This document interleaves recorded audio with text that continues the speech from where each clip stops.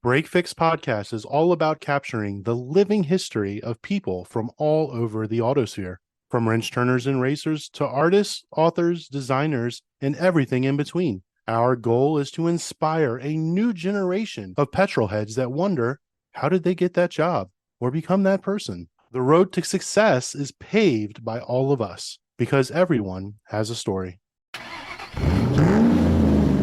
Penned by the renowned car, motorcycle, camera, and firearm designer Giorgetto Giugiaro, the DeLorean DMC-12 is an American sports car that debuted in 1981. And despite a brief production run, it became a bona fide automotive icon when it was thrust into the cultural mainstream. Upon the DeLorean's 40th anniversary, Spain's Angel Guerra was determined to bring the steel-bodied, gull-wing-doored DMC-12 squarely into the 21st century with a next-generation concept. And with that, my co-host for this episode is the one and only Kat DeLorean, along with Angel, dialing in from his home in Seville, Spain, to tell us all about this revolutionary new car.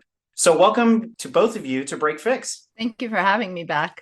Hi, everyone. All right, Angel, like every good Break Fix story, there's always an origin. So tell us about your journey as a petrol head and how you became an automotive designer. Where did your passion for your cars come from? And how did you become a designer? I can tell you a story that my mother used to tell to some friends or to everyone. So in my neighborhood, I didn't know how to speak yet. I was famous because of my mother when she took me for a walk. I was pointing at any car, that I saw on the street, and I used to say the brand and the model. Why? I don't know. But I used to say, it was a Mercedes, it was a BMW, but not only the brand, also the model, So to be honest, to be a car designer is something that you need a really big background of knowledge. And this knowledge, you start to get it when you are a baby, when you are a kid, and when you are playing with cars, watching cars on the TV, on the street. I will say 90% of the background that you need to be as a car designer. Then I was a bit lost, because you grow up, you start to do different things. You became a teenager, so you don't know what's going on. And I will say that I took not the right direction because I studied as an engineer, but actually what I do to design the car, not the proper word of an engineer. So when I was working as an engineer and I finished my career, I say, okay, this is not what I want to do. And I decided to break away of this. Where can I go to be a car designer? In that time in Spain, I didn't have any reference about people or places where to go to learn this. Looking in internet, I found a school in Barcelona in the north of Spain, a really expensive one. I wasn't sure about what to do to look for my dream, a bit crazy, and I did it. I went to a bank, I asked for a credit, and I went to study to Barcelona. I quit my job as an engineer.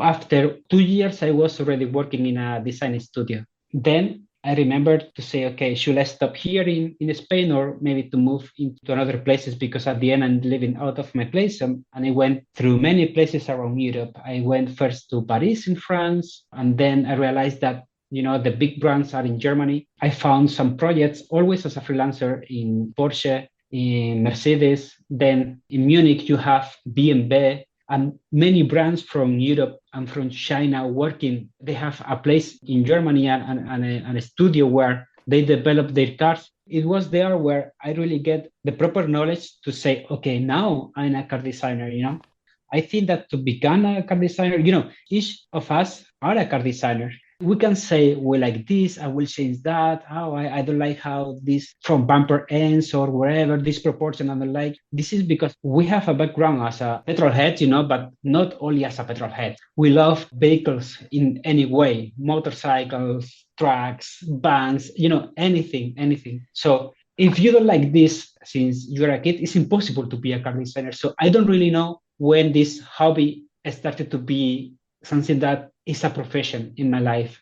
The difference when I sit to work, for example, the DeLorean project, I did it in my free time. And when I have to work for Bugatti or for Rimac, I don't feel the difference. The difference is that I prepare an invoice by the end of the month and they pay me back. But I'm having the same fun, to be honest. I don't know what is the split line between how to be a car designer or how to become a car, maybe the experience or the knowledge to develop a car. But when you are 8 years old and you are painting a car, even a horrible car on a paper, you are a car designer. You are.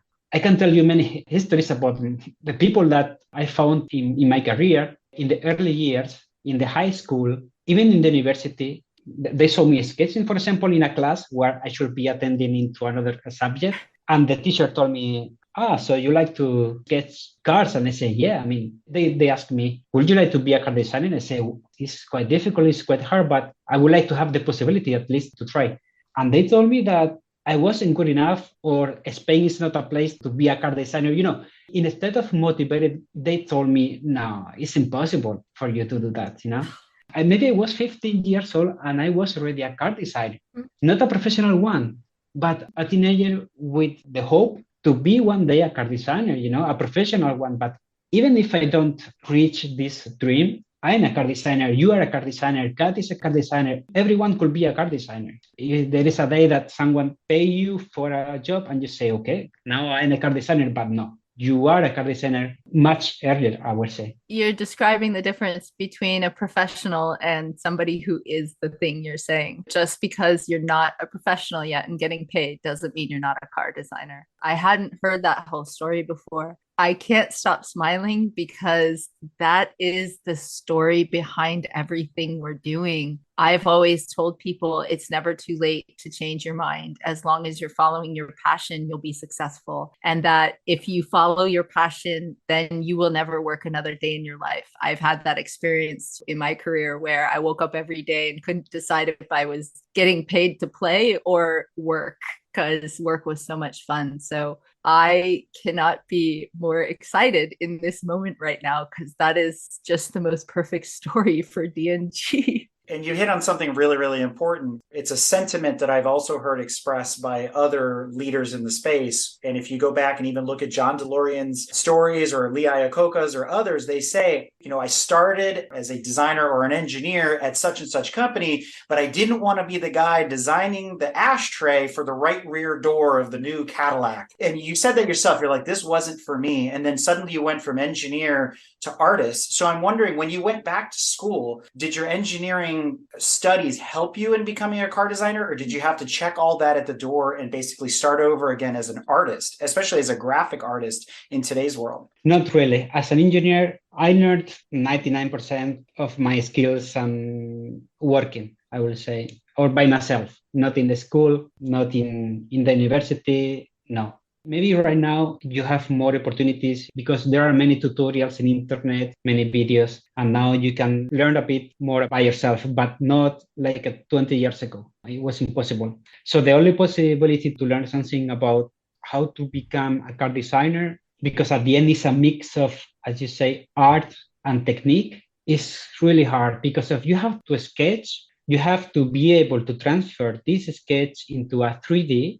You must be able to massage and to go step by step and do a lot of iterations about this 3D until you have an early volume and idea of the car, and you finish that into a production model that could be, it depends on the technology. This part could be 3D printing, molding, milling, whatever, When or where do you get this knowledge? I will say you get it working. It's strange, because of, for example, if you want to build houses, you know what you have to study.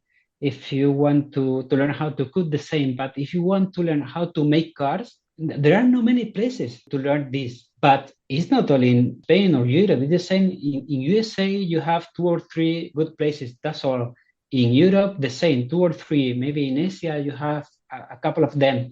But after years, I met the same people around the world, I found a colleague that I was working with him 15 years ago in Germany, and now I know that, for example, he's working with me. There is not many people doing cars. We are almost the same guys, It's funny because it's hard to know where to study. And for example, now I get a lot of messages from students, I would like to do what you are doing. What shall I do? And I did this question to myself, but 20 years ago, I suppose that they already know where to go. If you Google it, you should have an answer, And the problem is that the answer that you get back in Google is a school, but maybe it costs 30,000 euros per year. So it's impossible for almost everyone to go to study into these places. You can do it by yourself, but at the end, you need a master degree in transportation design to open the doors of any studio, you know? I did it 20 years ago because it was a bit cheaper. I will tell you something funny. 20 years ago, I went to ask for a credit into a bank. I want a credit to study. And the director of the bank told me, this is a lot of money to study.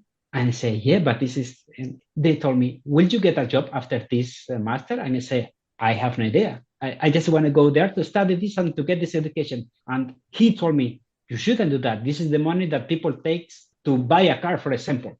This is the level of people when you say, I want to go to study. I mean, a person who has a high education, you know, I want to study this. And they say, you shouldn't do that. It's too expensive. And maybe you don't get a job after that. This is the problem, that there are many people with talent that they are looking where to go and study this, and they don't have any idea. So when Kat told me that she wants to create a program for students to show them a way where they can learn about automotive, let's say design, engineering, ergonomics, aerodynamics, tooling, production, whatever, I know that many students will say, hey, we want to do this. So this is one of the best ideas that, and she's Kat DeLorean. Everybody knows about her. So I'm sure that she will get a lot of students knocking the door and say, hey, Kat, we want to be in this course for sure. So when you say, oh, car designer, everybody thinks about German, Italy, and actually they are right. I mean, the best schools are in that places. Many people from Europe, from Asia, from India, they used to travel to Germany or Italy to study there, and it's really expensive. So I would like to share my knowledge, not in a school where they charge a lot of money to a student. I want to share my knowledge with Kat. We can prepare some class. For example, I can teach some designs or give some talks about my experience, but also about, okay, let's speak about how we design a car, and for free. And if we achieve this, I think that it will be something unique in the way that there are no people offering this, and it will be quite successful. So let's expand upon that thought for a moment. So you mentioned in the early days you were freelancing and you name dropped Rimac as well as Bugatti. So I'm wondering about your relationship with Ital Design and Giugiaro. How does that work? Did you work for, as we like to call him, Il Maestro himself? Or how did you take your inspiration to design the car that we're going to be talking about here in a little bit? Giugiaro is the top designer. Giugiaro and Gandini. Ital Design was famous in the 80s, in the 90s. I think Giugiaro left Ital Design a long time ago. So there is a proper Ital Design, but Giugiaro is not working there. So for me, it's not the same Ital Design than before. I have a lot of books of car design. I know the history of Giorgetto, Giugiaro, and Gandini because for me, it's my reference. So talking about Giugiaro, that was the designer of the DeLorean, what he did, it was to create something, in my opinion, really clean, really nice, in a really clever way, and one of the design that I like the most. I say, okay, I would like to take a look into the original model and to redesign the original model. Where to get the inspiration? So the inspiration is the model itself. I don't need to get more inspiration. So my job as a car designer, with my skills, with my tools, with my knowledge, is to transfer this design into 2021. That was when was done. What I took from him, the original model, but I also took some reference from John DeLorean, because at the end, the car was done by Giorgetto Giugiaro, but the package and everything was done by John DeLorean. In this mix became something unique, that it was the design of the DMC-12. I say, okay, should have something from Giorgetto Giugiaro design, but also from John DeLorean. When I look at John DeLorean, I see a clever guy, elegant, and sophisticated. And also I was thinking, okay, if John DeLorean had the opportunity to make another DeLorean, taking care about the previous design, I think that he won't just copy the design into nowadays proportions. You should do the same, but different. You should do something that should look like the previous DeLorean, but with a modern treatment, and it should look futuristic nowadays, as the DeLorean look futuristic in the 80s. I tried to respect the original design from Giorgetto Giugiaro, but also take something from John DeLorean and to bring them into this 2020. So just thinking about if they have a meeting today, both, what they will do.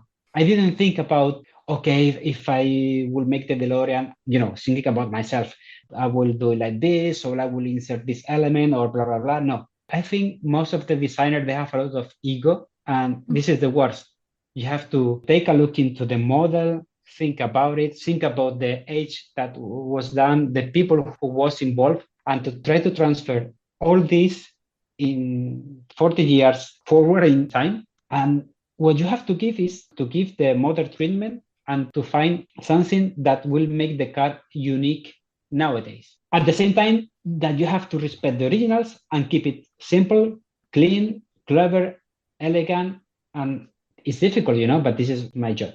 My inspiration was Giorgetto Giugiaro, but also John DeLorean, because I think that the car is so good because of them. Because I knew that John gave to Giorgetto a package and he had to redesign the idea that he had to the package that John wanted. They were working quite close and the result was excellent. I think that your background in engineering is particularly helpful, especially in this project. I actually think it's an asset because a lot of times when I have conversations with Angel about the car and how I want to change things and modify things, it comes down to not just how it's going to look, but how it's going to function from an engineering perspective. That background allows you, Angel, to be a little bit of both. That is truly a unique scenario that can create this spirit of the DeLorean in a way that literally everybody in the entire world agrees is unique and incredible. It really does capture the spirit of the car in a way that je ne sais quoi. So I cannot put it into words why this car just does what it does, but you've nailed it. It tugs on that familiarity while being new and exciting. And it has elements that allow you to just feel, for me, I can see his whole automotive history. I can actually see elements of the GTO and the Corvette and all sorts of things, just these little touches where I can feel his evolution over time in this car, which maybe because the DeLorean was the culmination of all of its years, but it really does capture it so well. Thank you. To your point, the design that we're talking about now has been around for a couple of years. You designed it, like you said, on the side back in 2021, in the middle of COVID, while we're all kind of stuck at home wondering what to do next, and talk about a passion project. The end result of this, folks that I've shown this to, the same gut reaction is in concert with what Kat just said. The first words out of their mouths are, now this is a DeLorean, right? Mm-hmm. That's usually the visceral reaction to when they see the design that you came up with. Mine was slightly tweaked on that, where I went, that looks like something that Giugiaro designed, not knowing that you had designed it, because it spoke to the original design, knowing that the DMC-12 was designed by Giugiaro. So it makes me wonder, if we kind of peel this back just a little bit, we're all children of a certain age in a certain era. So what did you think when you first saw the DMC-12 as a kid? Remember, you spoke about, I could name the car and the model and this and that. So when you saw DMC-12, what did that make you think? And was there something that also propelled you to become a designer? Spain at the end of the 80s. As a kid, you play on the street. You don't have any kind of digital entertainment. I remember to listen something about Back to the Future, but I didn't have any idea what was it. Because when they released in that time a movie, they released it in Spain maybe 3 years later. Oh, there is a cool movie, Back to the Future, but I didn't have the opportunity to go to the cinema. So you have to wait and to rent it into the video club. But you have one chance per week to rent a movie because of, your parents, they give you only a bit and you say, okay, you stay in this video club for 1 hour choosing one movie, and you between 20. I never had the opportunity to watch the Future, so I had to wait to watch it on the TV. I said, okay, I will watch it on the TV. And I remember 1 month, it was on a spot on TV. Okay, in 1 month, we will put Back to the Future in TV, and it was the first movie in Spain available in stereo on the TV. So I remember that day at home, my father plugged the hi-fi stereo into the television and we started to watch Back to the Future. I didn't have any idea that I will see that kind of car. So when I saw, in Back to the Future, when the truck opens the door and you see the back of the DeLorean rolling down the track, in that moment, I felt something special. I don't know what to say, but you have this kind of feelings in your life, when you met someone, when you are in love, when you live a really special moment. So for me, it was a special moment because I knew that I was seeing something unique. And it's not related to the time machine. No, no, no.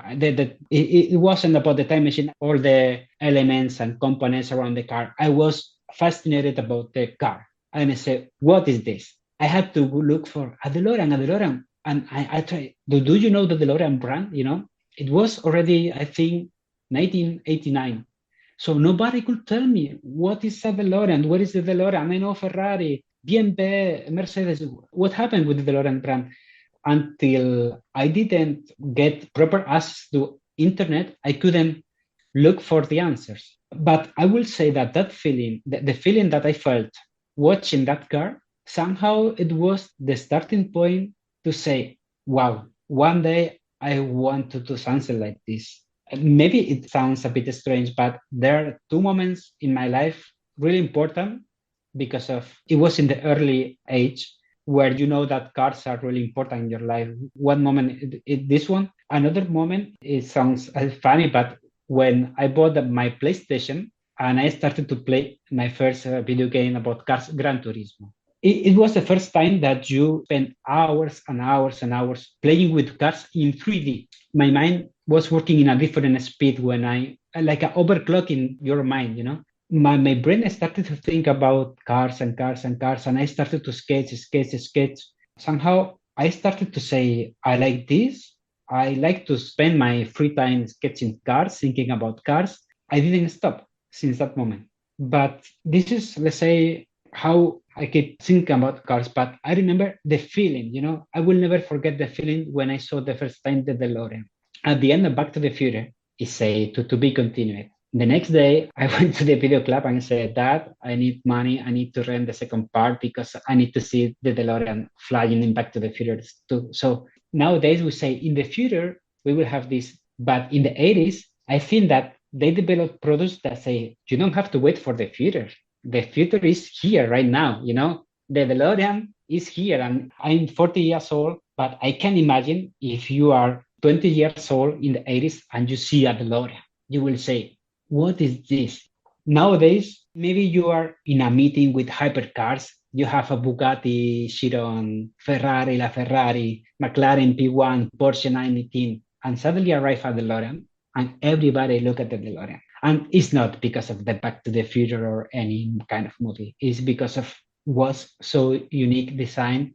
You have to choose three cars in like the best cars anytime. One of these three will be the DeLorean for sure. Your story, it fits so well. It's hard to believe that you found me and that your narrative fits my goals so well. It's overwhelming how I call this car the supercar built by love.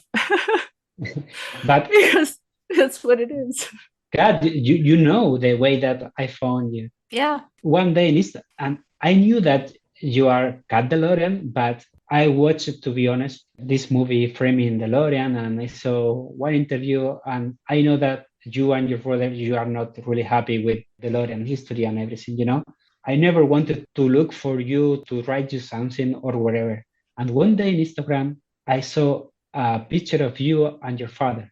And I said, okay, I did this car thinking about your dad and trying to make a tribute to his legacy. I think, if you are proud of your father, I have to tell you this. It was the way that I approached to you, like I got an Angel, and I did this project because of we are in love with the work that your father did. And it was something that suddenly happened.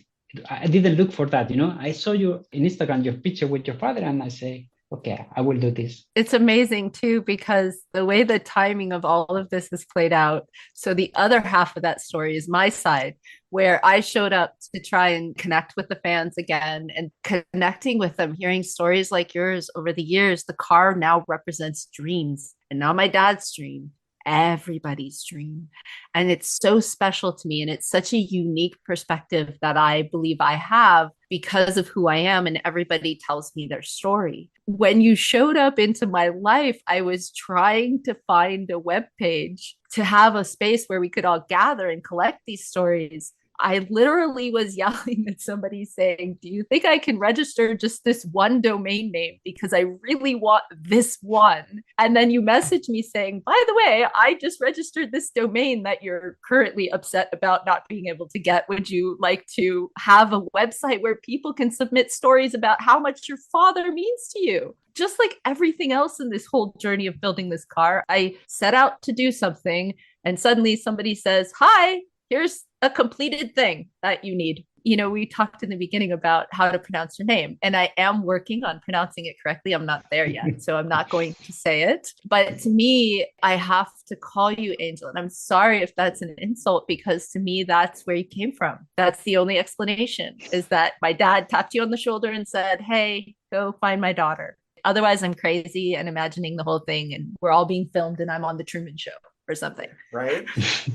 But I think that's a great segue back into something that Angel said earlier about your dad being a clever guy. And so I wanted to kind of transition us into the new car by talking about the old car one more time. Angel, your gut reaction to the DMC-12 is in line with a lot of other people's. It was one of these wow moments. I always followed the evolution of Giugiaro's designs. Parents coming from Italy, everybody kind of knew what Il Maestro was up to. And when you look at the DeLorean, the joke used to be, well, there's the Scirocco, and then there's the Audi Coupe, and then there's the DeLorean, and it's like small, medium, and large. And so those designs all went together. But you look at the DeLorean and you go, Hyundai Pony 74 concept coupe and the Scirocco, which were both penned by Giugiaro. You put the two together and you get the DeLorean. But the trick, the clever part to hone back in on that is the packaging. And when you look at a DeLorean, most people that don't know go, it's mid-engine. Oh, a mid-engine sports car.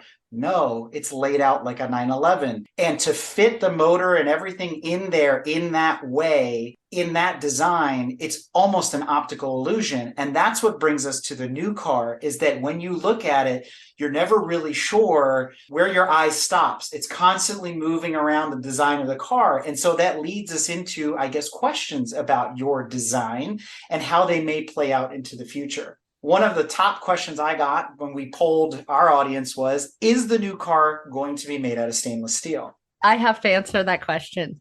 So, I mean, Angel can try, but I actually know the answer. There's one of my 5 core values is, what would John do? We have to do everything that we do, engineering, design, all of it has to be done with my father in mind and doing it the way he would get it done. While that is key and super important to what's happening right now, I also have to honor the fans. I have to honor and respect the people who have kept this car alive for all of these years. We have to honor the fans, because without them, the movie aside, somebody cared for these cars. Somebody kept the culture alive, and somebody gave me back this car enough to show up and have Angel fight. So I have to honor what they want.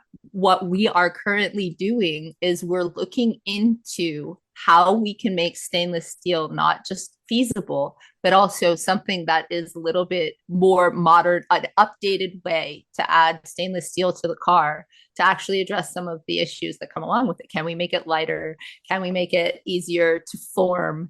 Can we find different ways to actually address some of the challenges in the stainless steel? What I tell people when they ask me if the car is going to be made of stainless steel, I tell them that's our goal. But part of what we're doing right now is telling the story of the challenges my father faced, different decisions about what engine he wanted, everything that he had in his mind. He had to examine which are the things that I have the funds to create custom tooling for, and which are the things that I have to go with what somebody already has. If the car doesn't get made in stainless this round, we plan on finding a way to make it stainless, and we will continue to work to bring to the fans what they want, but we'll also tell you why it couldn't be, what the challenges are. Can we work together to come up with a way to actually make this a feasible option for you? Because I don't want this to be secret. I want this to be something that not just allows us to build a car and change the world and bring education, but it gives me a chance to tell my dad's story, the one that the fans asked for,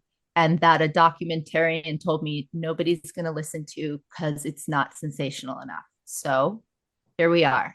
You're going to watch and you're going to learn, and we're going to find out how it all happened. No, I mean, I totally agree with Kat. There are many ways to make this possible. This is more a production issue than design issue, you know?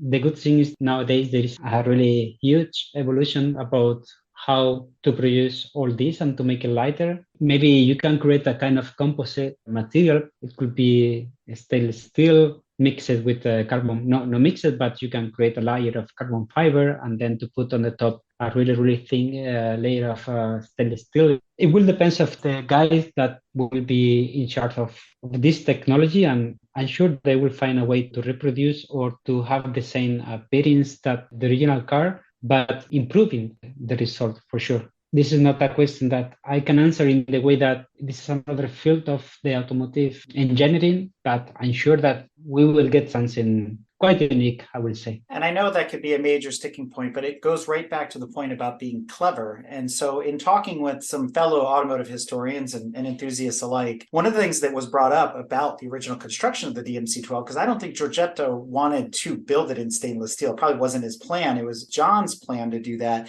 But you have to kind of look at sequence of events here. Your father was friends with Malcolm Bricklin. Bricklin was experimenting with fiberglass and other composite plastic materials to build his vehicle, and we saw how that turned out. I'm speculating. Your dad probably said, we're not going that way, but I want to do something different. And stainless was the option because aluminum was too expensive to handle and deal with. So now if we think about that, it's kind of this cutting edge, out of box, quote unquote, clever thinking. The DeLorean next generation vehicle needs to be some sort of cutting edge space age technology that is yet to be produced on a vehicle. So something beyond carbon fiber. And to your point, Angel, that combination giving us that retro feel of a layer of stainless, but something else much more modern underneath, being able to bridge that gap from the old to the new. And so I think that would be my major rebuttal to everybody that's, banging their fists on the table saying it must be made of stainless steel, is to kind of think about it from the perspective of the time to say they were very forward thinking. So what's our forward thinking approach with the new car? That's a great point, because that's exactly what I said to the team when we were talking about there are a lot of challenges in forming stainless steel, not the least of which are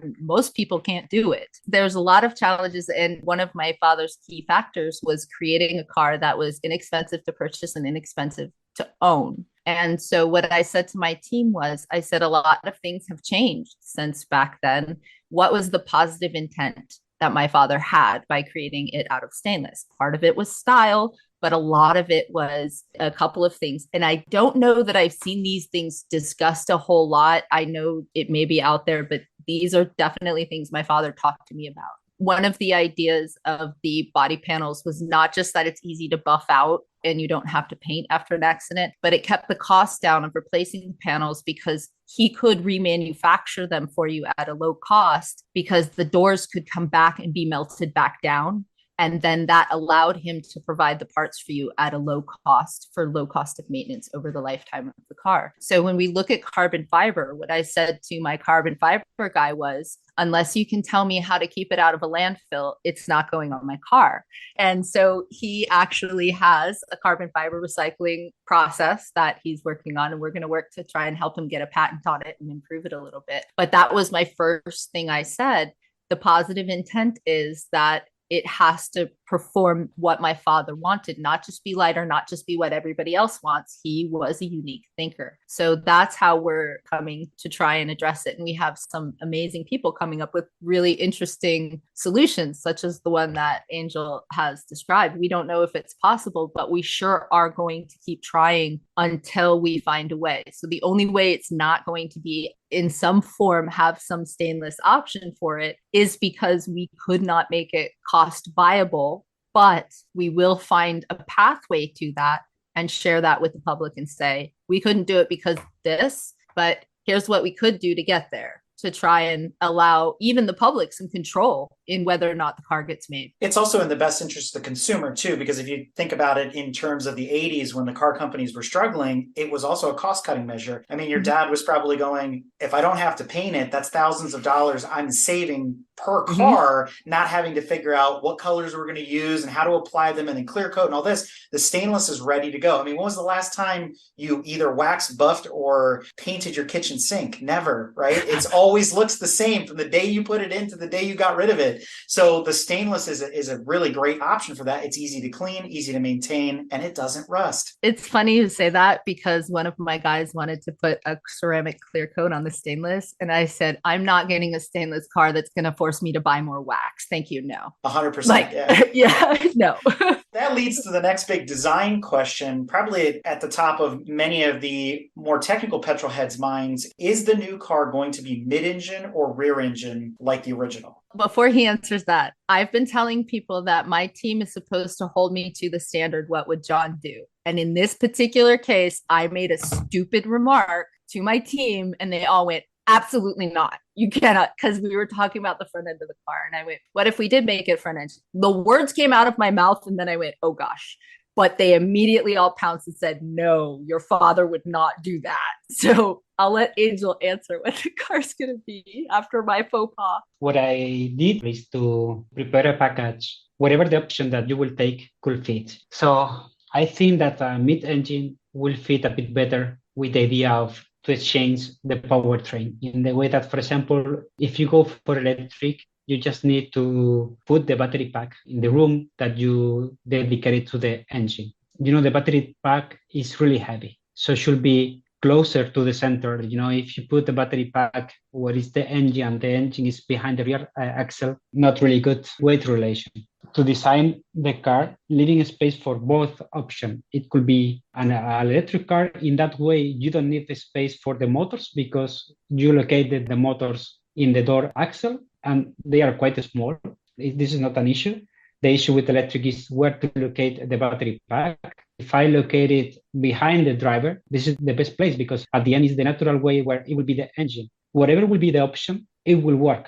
Her team is working on that. And what I have to say from my side is that whatever will be the option, I will be ready to adapt the design to any option. But I'm thinking that the best way for me is to do something that could work with any powertrain. From the design point of view, it's not quite complex to say where I'm going to locate the engine or the battery pack. It's more important for me to know where will be the occupants, the driver, to see where is the edge point, the vision angles and everything. This is what I really care about to design the car because I have to do something, or the starting point of a car is to set the A pillar. This is quite important. Where is the A pillar of the car, the door opening, and then you know that should be an engine in the front and the rear, you know, and I know that it could affect the proportion of the car. But in our case, battery pack and engine will be in the same position. So it's not a big issue. It's not going to affect anything if you go for electric, if you go for hybrid, if we go for internal combustion. Is it going to be a 2-seat sports coupe or will it be a 4-seater? 2 seats. I've been working in cars, 2+2, 4 seats with a coupe roofline. And at the end, the Porsche 911, there is a place for kids on the rear, but who put their kids into a 911, you know? My best friend's mother, when I was a child, did, and I never forgave her for it. So yes. Yeah, I mean, I would like to have a 911 and to put my kids there, you know, but some people, they used to put this in this 2+2, this space to put some luggage. In our case, I'm planning to have a proper place for luggage. I rather prefer to have 2 seats and after that to use that space for battery pack, for the engine, whatever, and to put the luggage into a proper place, you know? And that's good because if we go back to the original car and the original intent, it was sold and marketed as a sports car, a sports coupe. So I know that a lot of the purists have pushed back and said, well, we really love the little compartment behind the driver and passenger seats and yada yada and all this. I get that. That's because the engine's way back under the rear end of the car, so you have all that extra space. But when you go mid-engine, suddenly the firewall is right there behind the seats. And that's the way of the world, whether you're looking at mid-engine Porsches, Ferraris, Lotuses, and everything in between. But I think what's more important to understand here is if you're going to come in and make a big bang and play in the sports car space, the winning formula is going to be mid-engine. And you're 100% right about the weight distribution. If you want the DeLorean Next Gen to be a performer, people aren't going, well, it doesn't do this and it doesn't handle right. You want them to come at it and go, the driving experience was 11 out of 10, fantastic, handles like a dream, and go from there. Because let's face it, there's only one car left in the planet that is still produced with the motor hanging out over the back end, and that's the 911. And if you watch its evolution, it continues to get longer and the motor somehow gets closer to the driver every year. Even there, the Germans are like, we'll just keep refining this idea until it gets better. So I'm glad that you said mid-engine. I'm a fan of that idea. I think that's going to make the car that much better. It's going to put it in the hands of enthusiast drivers that want to show up to their next track day and go, check out what my DeLorean can do against your Porsche, your Corvette, or your Ferrari. That's actually a really good point. And my father, he drove an NSX because of the handling. I could outdrive a Dodge Viper in his 6-cylinder NSX because it handled like nothing else on the road. That car is still, to this day, one of the most amazing and fun cars I've ever driven in my life. And so this car has to be fun to drive. It can't just be pretty. It can't just be safe. It can't just be stainless steel. It has to be fun to drive, because that is being forgotten today by all of these numbers, these statistics. It's great that it goes really fast, 0 to 60. Some of them go really fast, 0 to 60, and not even in a straight line very well. And that's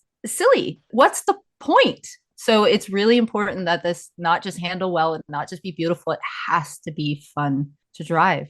So no pressure, Angel. I like the fact that you brought up the NSX because that always had Ayrton Senna's stamp of approval. So that speaks volumes about that car. It's been a couple of years since your initial design ideas and the sketches and the renderings that we've seen. Is there anything about the car that you see changing at this point? And let's not talk about power plants and layouts so much as, is there anything that you've gone back and said, I want to do differently, I want to do this now that I know more than I did then? Any other accommodations that you're making or anything that you're thinking about? Yes, I need to adapt a bit the proportions. The roof line is a bit too low, so I did redesign with a shorter front bumper, with a shorter front rear, with a different roof line. But I will say that I will keep more or less the original design as it is. I will implement new solutions that I won't say yet because it should be a surprise too. I mean, now with Kat, when we are doing this new model, I have to restart the car from the beginning. I have to rebuild the whole model, and this process, I will use it to improve the model, as I said, in proportions, but also the surface treatment, and also to define a bit more some elements that I didn't, because of this model was done, I will say, really quick in my free time and just for visualization, to make some renders, and that's all. Now that it's going to be real and it's going to be a proper car, should be done in a professional way, caring much more about details. But one thing that I have to say from experience about this car, when you see a car on the pictures, maybe for you it doesn't look too good, and you see in real life, you say, okay, now it looks better than in the picture. Always looks better in real life than in the picture. Always. So when you see a car that you like on a computer screen, on a magazine, whatever, and you see the car on the street, you will be surprised. You will look.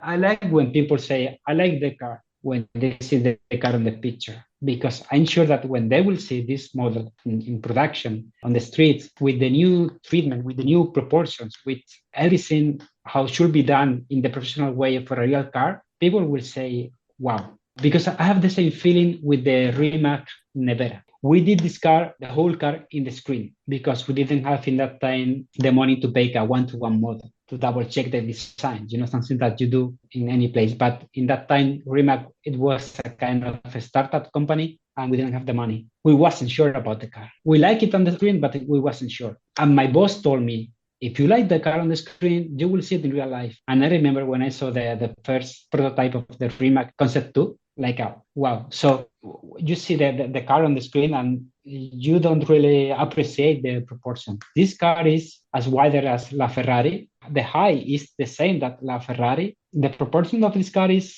quite amazing. When you will see this light bar running through the whole car, lighting this LED with the stainless steel, this combination of material of carbon fiber, stainless steel, LEDs, these proportions, unique elements like at the door opening, the trunk glass with these plates, the rims, the feeling that I want to awake in people is the same feeling that when people saw the original DeLorean. I have to create different elements, different, let's say, tricks to feel this feeling. But I think that people will be shocked when they will see this car in real life. It's funny that you put it that way, because the more I've looked at this car over the last couple of years, the word that has always come to my mind is the word timeless. And there's very few cars that adjective can be associated with. If you go back super early, 250 series Ferraris, E-Type Jags, things like that, the classics. But in the modern times, we're talking about the FD 3rd Gen RX-7, the Mark IV Supra, the Audi R8. When you look at those cars, you can't tell what year they're from. And that's true of this design, being a couple years old already. You look at it, you go, what year is this from? And 20 years from now, we're still going to go, what year is this from? Because it looks so modern and so different, and it doesn't take the design cues like you would see coming out of Lamborghini, where everything has looked like the Aventador for the last 18 years, and it's just a variation thereof. There's iconic cars like the 911. The 911 has to look like a 911. The minute they change it, it won't be a 911 anymore. But this, you look at it, and again, it's hard for your eye to stop because of the way it flows. And so the word I want to put with it, ironically enough, is timeless. It's hard sometimes to don't follow the trends on automotive design, but if you want to make something different, you have to. But I didn't create anything new in the way that I only follow the topology of the original DeLorean. This is really easy. If you make a cross section of the car, through the door, you see that this section from the roof to the side glass runs down in one line and then change the direction in the opposite direction, The front and the rear of the DeLorean is different, but the topology is the same. So you just need to implement this into a new model. Nowadays, for example, as you say, it's hard to find cars like they did it. For example, I think about the first Audi TT. It could be a good interpretation about what is timeless design. So think about this car. You say, okay, it looks quite simple, but no. All the shot line runs with the design lines, Front and rear are different, but has the same topology, Maybe before you start to sketching, you have to think a lot if you want to make something like this. In this case, I tell you, it was easy because I only had to look to the previous model and to identify why this model is so unique and timeless. And then not to copy, but you need to transfer these elements into nowadays. And then you have to add some new elements, of course, because if not, we are doing the same thing that they did it 40 years ago, but with a model treatment. And this is not what I wanted to do. I want to do something that reminds you to the original DeLorean, also that looks futuristic, and in 10 years will look good. Timeless is a great way to go with this car, because I remember looking at some of the new cars and then I saw a DeLorean next to them not too long ago, and I went, wow, that car's just stood the test of time and it looks very, very modern. But to your point, Eric, about the flow of the car, so I went to art school, and one of the first things you learn in design 1 is how to create art. I use photography a lot as an example when I talk about this, because you can take a picture this way and you just frame it a little bit different and it's a whole other photograph. The principles of design say to look at how we experience life. One of it is how you read a picture. in some cultures, you have to consider they read backwards. So which way do your eyes naturally flow through things?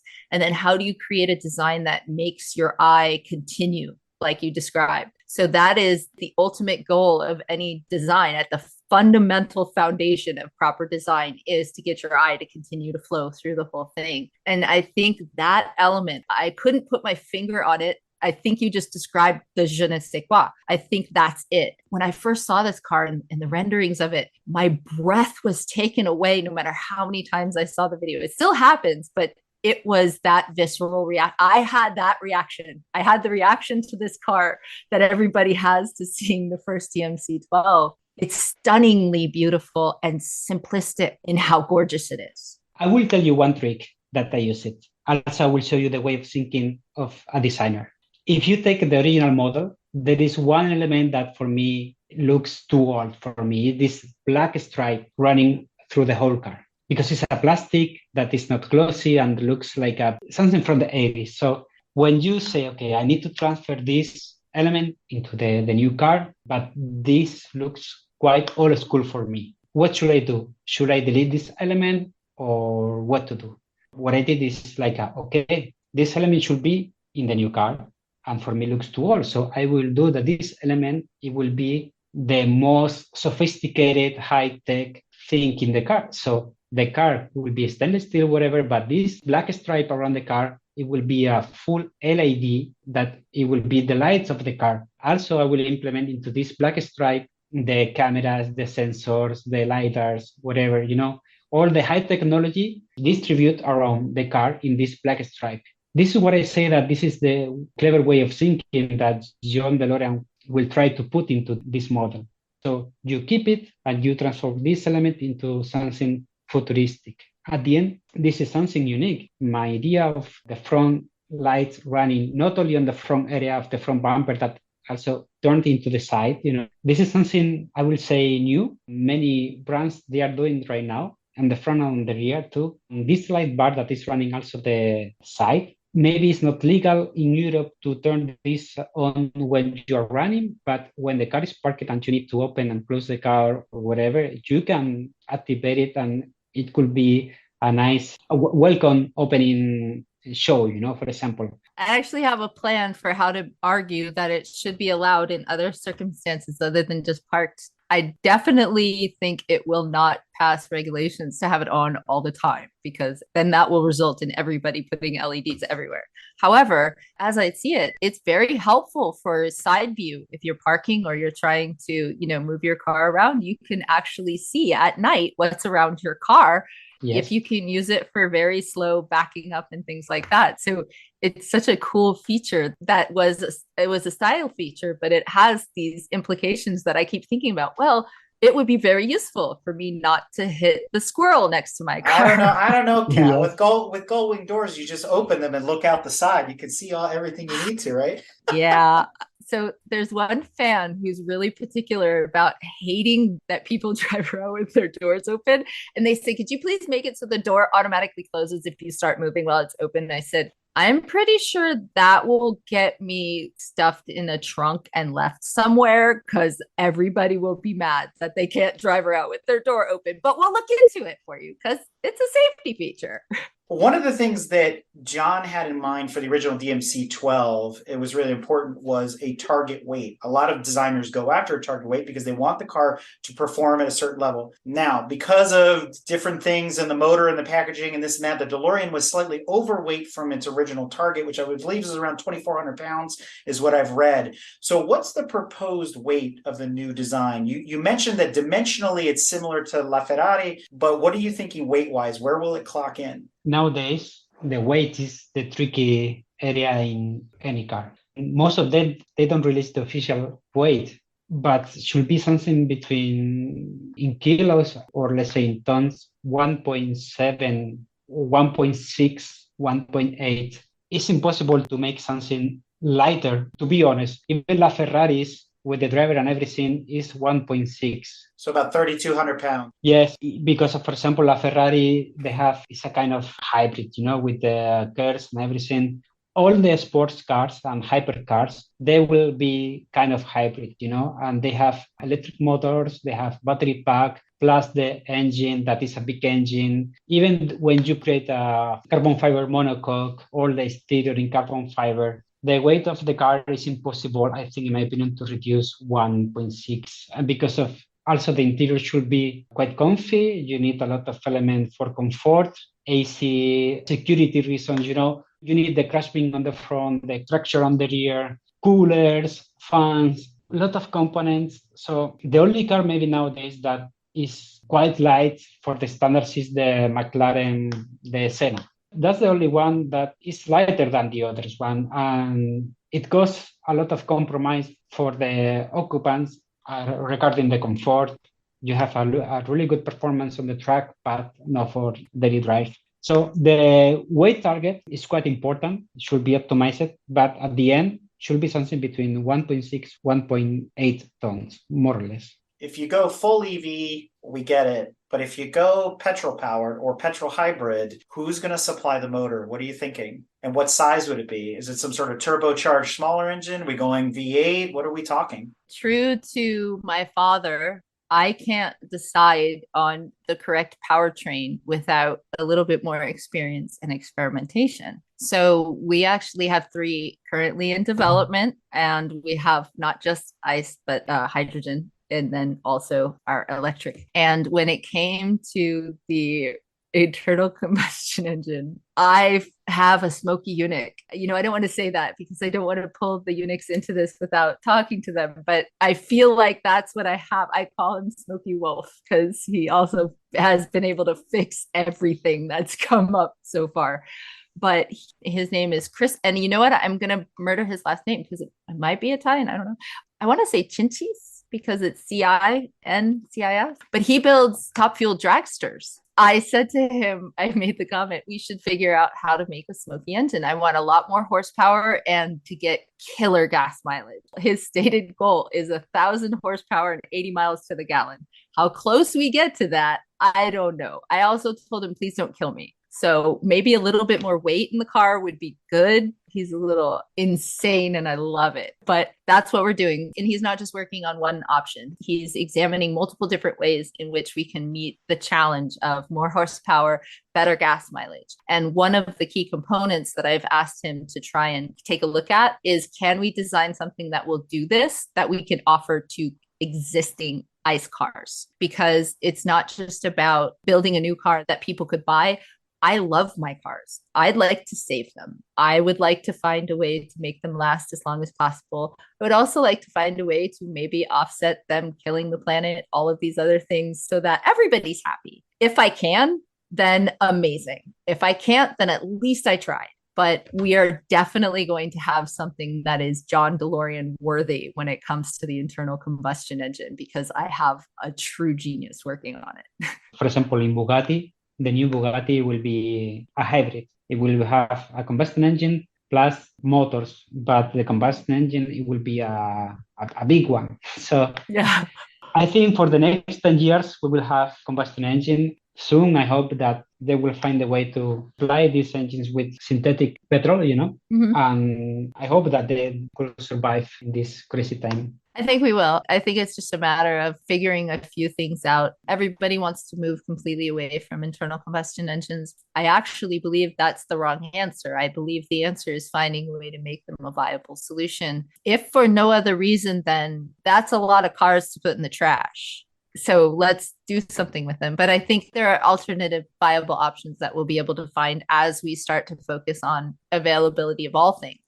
I love electric cars. My dad loved electric cars. He really supported the electric car movement when it started. But we do have to examine the challenges that we have with electric cars. You have the battery problems with the sourcing of the materials and issues with the fires that happen. We're studying all of these technologies. So we may just come back around to some hybrid version of these two technologies is the answer that we need. that allows us to even run it without spilling more carbon into the air. Not only that, if you want the DeLorean Next Generation to take a seat in the motorsports world, you have to take a page from Acura and a lot of the other design houses out there where they are going hybrid, because right now nobody has an all EV car. To hint on top of that, I'd love to see this design in some sort of livery.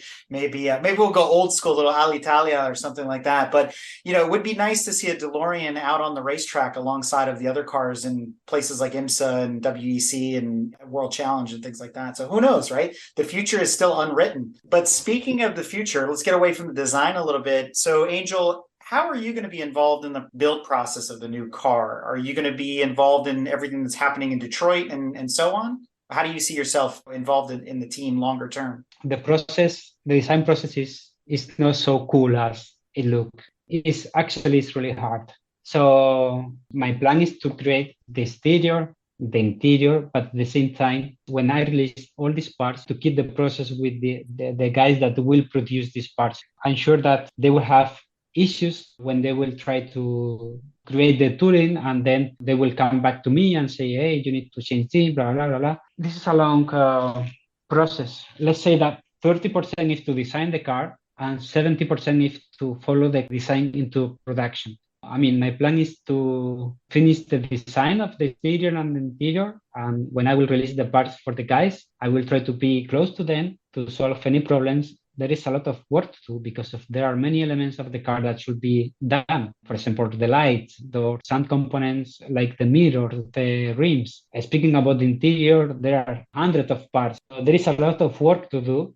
I mean, this is my daily job. I've been working on several prototypes, show cars, production cars. For example, the Rimac Nevera, the show car, it was done only by two persons, my boss and me. The show car that we presented in Geneva in 2018, exterior and interior was done by two persons. So for me, it's a challenge to do the new DeLorean, but it's also my daily job.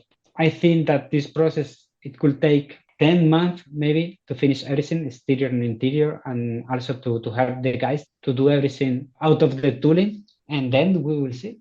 I have, let's say, a fixed position in Bugatti, and after many years, I was able to work from home and come back to my place and to start a family. Before it was impossible. You have to be in the design studio, and that they feel confident to send you work, and the next day they have back this work and they can use it. So with the time and working really hard, I was able to work now from home, and for me it works quite well. I don't see any problem working here in Spain and sending out my data to Detroit, wherever, and double check with the guys the issues, solving the problems. So a bit complex to create a car and to produce a car. I'm speaking about parts, exterior and interior, maybe not the chassis.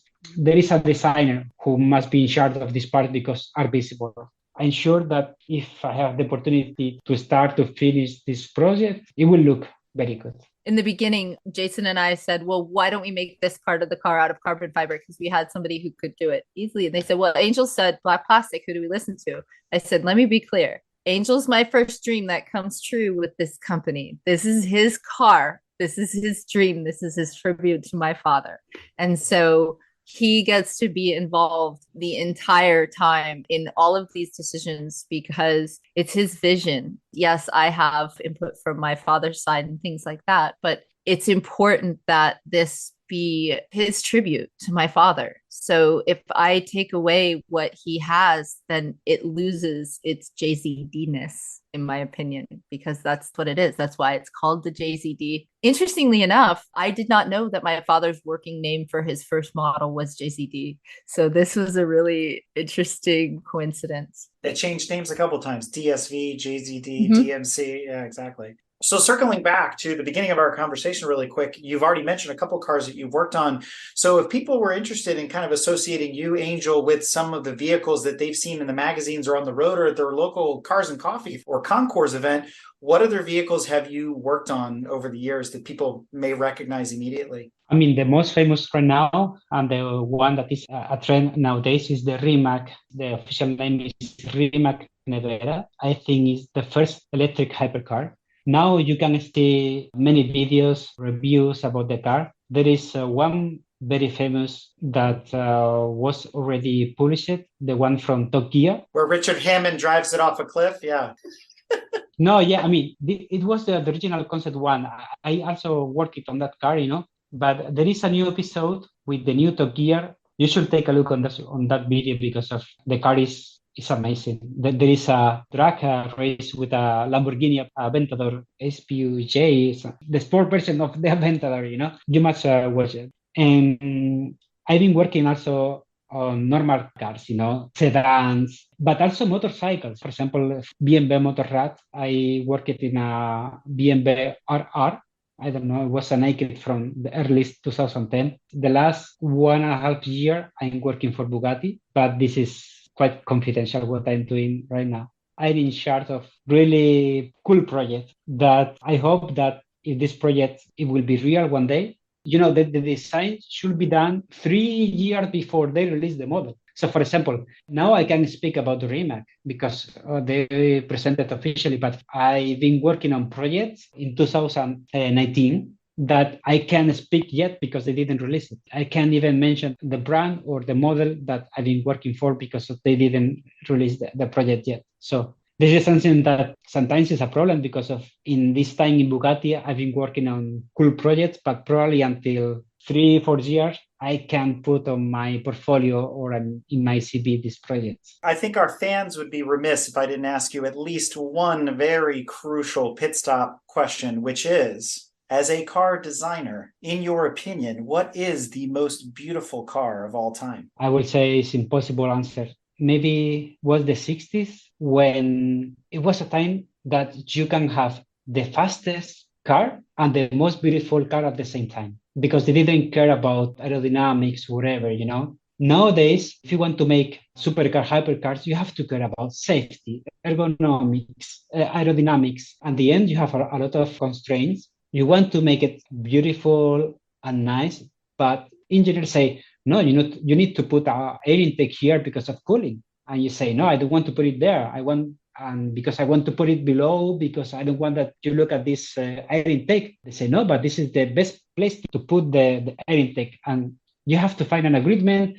In this fight, at the end, it's a compromise between everything. But in the 60s, I think we had the most beautiful cars and the fastest. Think about the Miura, the GTO, the GT40. The cool thing is that the guy who had these cars, they could say, I have the fastest car and the most beautiful at the same time. Something that nowadays is quite impossible. I'm fascinated about the GT40 because it's a legend in racing. When I saw this car in my first time in real, to see how low, for me, it's a car that is like a 10 years forward in time. I say 10, but I could say 20. If I think about a beautiful car that for me is also an icon, the Citroën DS. Incredible design for that time. And especially, I don't know how a mind in that time could do something like that. For me, it was amazing. That was my thought when you asked him what the most beautiful was, is how do you choose? Because you can find different beauty in every car for different reasons. Yes. And it's like you ask that card, I start running through all the cars in my head. Usually the reaction is based upon where your loyalties lie with manufacturers, but also it's usually the car that got you excited as a kid. So you'll hear people say 365 GT4 Daytona, E-Type Jag, Ferrari 250 Testarossa, the 911, the 356, because those are the cars that inspired them as petrol heads. So that's why we always ask that question. For example, Ferrari nowadays. I don't like the Ferrari Daytona, to be honest. I don't think that this car in 10 years will look good. But the time is a good thing to see how a model is good or not, The DeLorean Legacy Project is dedicated to extolling the positive impact of John Z. DeLorean and his creations on the world. They continue to this day through his fans and the owners of the cars. The DeLorean Legacy Project's mission is to change the world one person at a time. To learn more about that effort, you can log on to www.DeLoreanLegacy.org or follow them on social at DeLorean Legacy on Twitter. If you want to catch up with Kat, you can follow her on social at Kat DeLorean on Instagram and at Catherine.DeLorean on Facebook. And if you're excited about the new next generation of DeLorean, you can check out the vehicle that has been inspired by Angel's design at www.dngmotors.com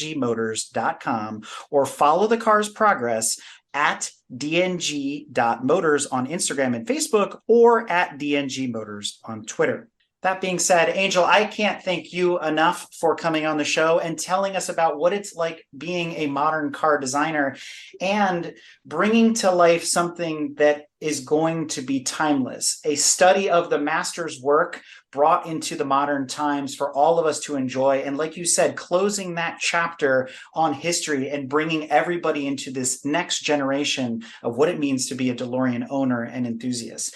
And to Kat, I can't thank you enough as well for coming back to Break Fix, and we look forward to seeing you again soon. I would like to thank my entire team that's working right now. They are all working very hard, and they're doing so with incredible passion for this project. They're all staying up very late at night, can't go to sleep because they're excited about what they're inventing for all of you. And so any success that we have, a lot of people are going to say, yay, Kat, and it's yay, team. I like to tell people, if this all goes wrong, you can blame me. But if it all goes right, you get to blame them. Thank you for this interview. Thank you to Kat, because for me, it's amazing that I'm working in this kind of project. I can't believe that I'm helping to keep John DeLorean's dream alive. And I feel really proud, really, really proud. It's not to work for Rimac, for Bugatti. This is nice to say. For some people, this is cool. But for me, what really make me happy is this kind of projects. And something that started as a exercise of free time and to try to make a tribute to a person who did it really well in the automotive world became this. This is a really amazing history. I will try to do my best to continue this history into the history that should be a nice one. And this is the only thing that I'm looking for, to make something for a new generation. Also that you can use it as an inspiration to see that if you follow your dreams and if you work hard, everything could be possible. And thank you to Kat, and thank you to everyone who is involved in the history. I'm sure that when we will present the car and people will look at the real car, it will open many doors. I'm dreaming every night with that day when we will present the car.